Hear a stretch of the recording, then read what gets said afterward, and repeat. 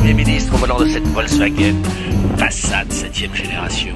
Ce qu'on ne dit pas, c'est que vous êtes au volant, mais c'est moi qui ai conduit 3 heures. Vous avez été... Et d'ailleurs remarquablement bien, parce que j'étais souffrant, et quand on est souffrant, on a besoin d'un bon pilote. Vous allez inquiéter nos petits observateurs. Hein. Non mais tout va mieux, c'est pour ça qu'on est là. Alors vas-y. Nous sommes à Bayeux. Et Bayeux, pourquoi Bayeux est-il célèbre, monsieur le Premier ministre? Attends, si tu me prends pour qui Parce qu'il y a le discours de Bayeux, et le discours de Bayeux, ça a été la première ville libérée. Le discours du général de Gaulle, première ville libérée en 44.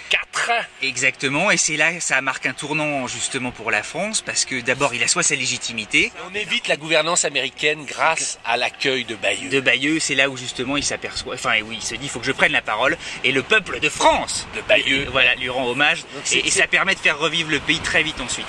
Bref, on est là pour un événement quasi aussi exceptionnel, parce que en tout cas à la taille de POA, on vient rencontrer un petit observateur qui sont vraiment de l'ordre de Bayeux. Allez, on y va. Ce qui nous attend là, ça va faire Nico. Nico, je te connais pas, mais je t'embrasse. Bonjour Renaud. Tu vas bien? Ça va très bien. Tu sais qu'on est super ému, attention, d'être à Bayeux. On a regardé un documentaire sur le retour du général de Gaulle et que le discours de Bayeux a permis de sauver la France. C'est à 50 mètres d'ici. C'est à 50 mètres. Bonjour Cédric. Bonjour. On est à 50 mètres d'ici le discours de Bayeux. C'est juste à côté, on va y passer, je voulais te montrer. Mais sans le peuple de Bayeux, on serait sous gouvernance américaine. Clairement. Non mais c'est vrai, hein. C'est vrai, les 50 000 personnes qui s'y sont levées. Tu n'exagères jamais. Mais bien sûr, mais Bayeux a sauvé la France.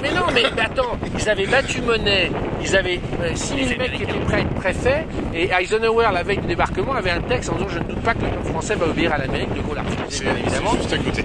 Il débarque, on y va en voiture ou on y va à pied?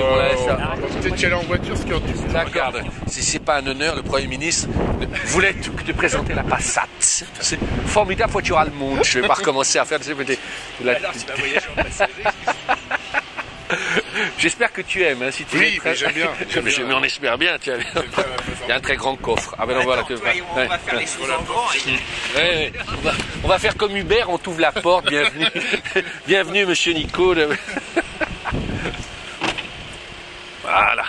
Juste à côté, il habite à côté. Parce que Nico, tu vas te présenter tout à l'heure, on prendra un café quelque part. Mais voilà, mais on peut le dire tout de suite, tu nous as préparé un programme de folie, de rencontres, de petits observateurs, de bagnolards, d'anciennes, de modernes, de Bayeux, moi je découvre. Joli, hein. Regarde ça, c'est merveilleux ça. C'est resté, ça n'a pas été du tout. Ça n'a pas été bombardé, donc. Contrairement à Caen, truc. Ouais.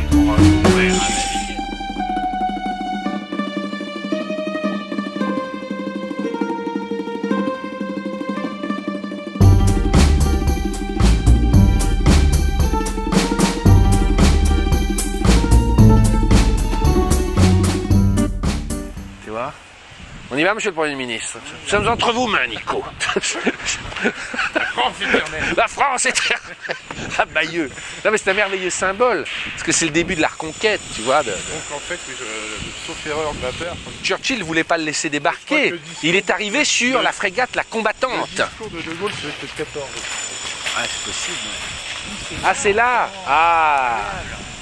Grand Charles. En ce jour du 14 juin. 14 juin. Voilà. Ouais, donc c'est ça. Habitant de Bayeux, libérateur de la patrie. Eh bien voilà, nous avons rendu hommage à la... Écoute, c'est merveilleux.